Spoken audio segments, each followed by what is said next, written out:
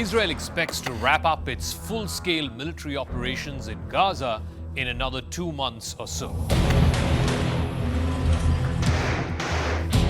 Reuters reported, quoting 4 unnamed officials, 2 of them from Israel, and 2 regional officials who were involved in negotiations between Israel and Hamas. Military chiefs believe that they can significantly damage Hamas's remaining capabilities in that time period between the next 6 to 8 weeks. After the next 2 months of active operation, officials are hoping to pave the way to shift to a more lower intensity phase of this war. It will only involve targeted airstrikes and special forces operations.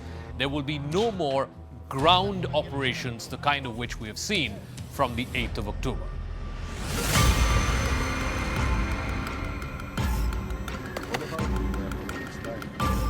There is little chance that Prime Minister Benjamin Netanyahu's government will heed to the international criticism to call off a planned ground assault on Rafah.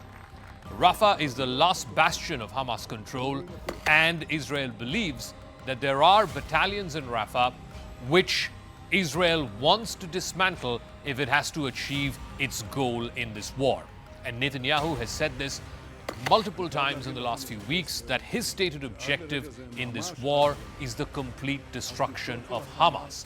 He's also gone on to say that until Hamas is destroyed in Rafah, this war will not end.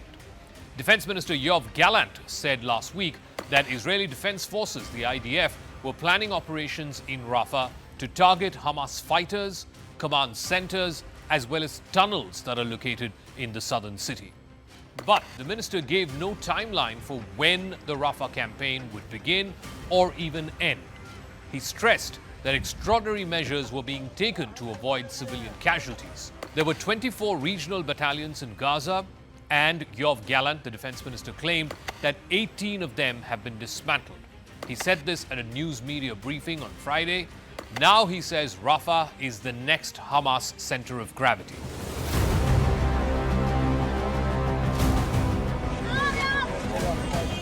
Trapped between Israel and Hamas are more than 1 million Palestinian civilians who are crammed into Rafah on the southern border with Egypt.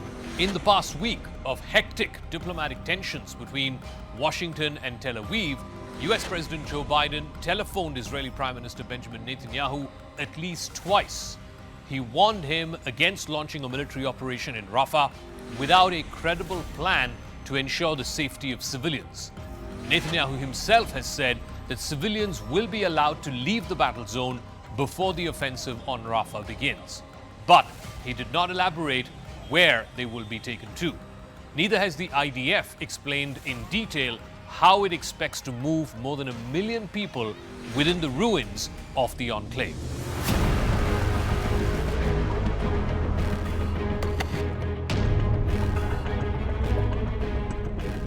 According to one Israeli security source and an international aid official, both of whom spoke to Reuters, Gazans could be screened to weed out any potential Hamas fighters before all of them are sent northwards.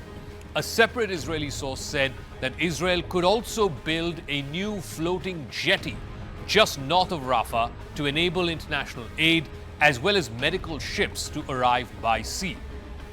An Israeli defense official said that Palestinians will not be allowed to return to the north en masse. There might be some kind of temporary accommodation, some kind of tent city, if you will, on the outskirts of Rafah. It wouldn't be safe or wise to move a large swathe of the population into a northern zone which has no electricity, no running water, and most importantly, which has not been fully cleared of unexplored landmines.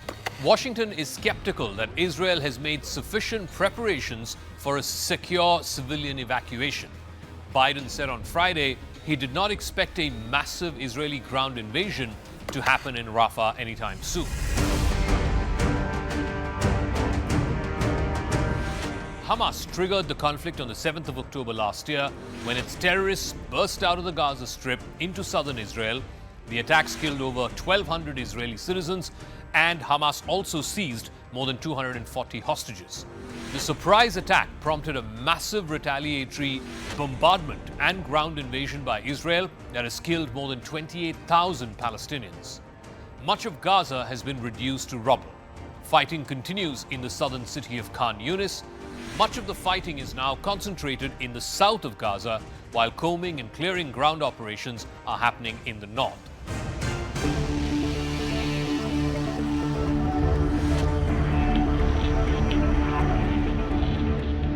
Egypt has sealed off its border to the Gaza Strip.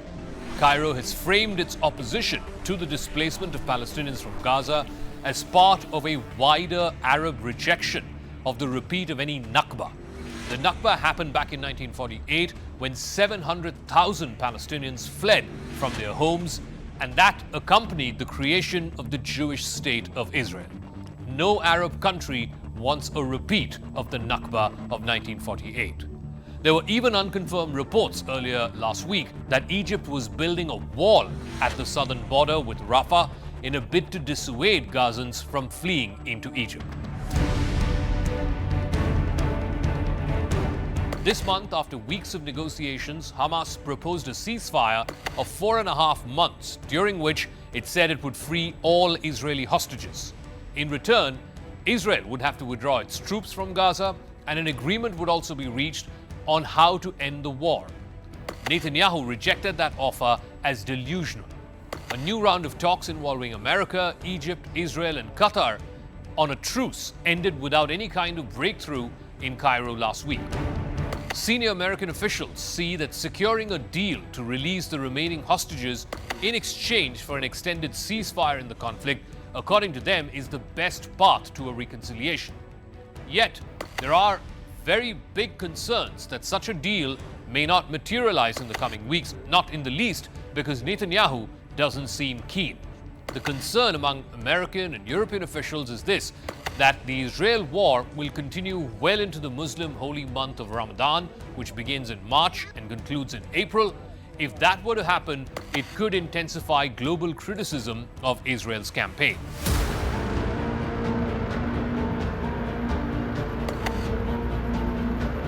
Which is why Israeli military leaders too are keen to wrap up the active on-ground operations, the first phase of this war, before the start of Ramadan in early March. Whether or not that will happen, that is something that Israeli officials are not willing to hazard a guess just yet. But once the war concludes, once the active ground operations conclude in the next 2 months, as some officials hope it would, any attempt to form a post-war government in Gaza will only succeed if it has some role for Hamas in it. Israel has vowed to wipe out Hamas entirely, and the group's leader in Gaza, Yahya Sinwar, has said that he would rather fight to death than surrender or go into exile. Israel also remains opposed to any deal involving a permanent ceasefire or a separate Palestinian state, despite mountain loads of US and international pressure. There's also huge outcry over the disproportionate civilian suffering in Israel's response to what happened on the 7th of October. Since October, US Secretary of State Antony Blinken has made 5 visits to the region. Last month, the State Department said that Washington was actively pursuing the establishment of an independent Palestinian state.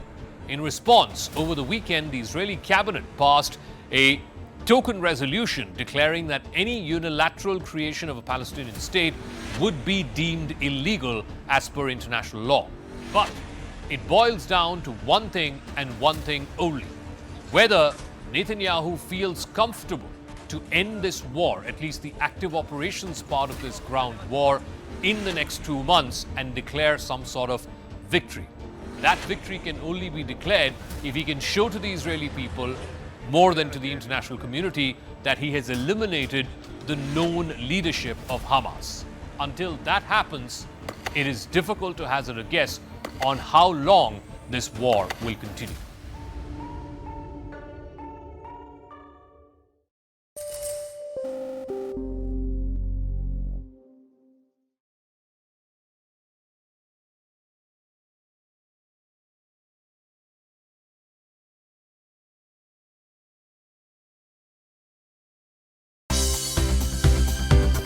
For more news and updates, all you need to do is follow CNBC TV18 on all of our digital platforms.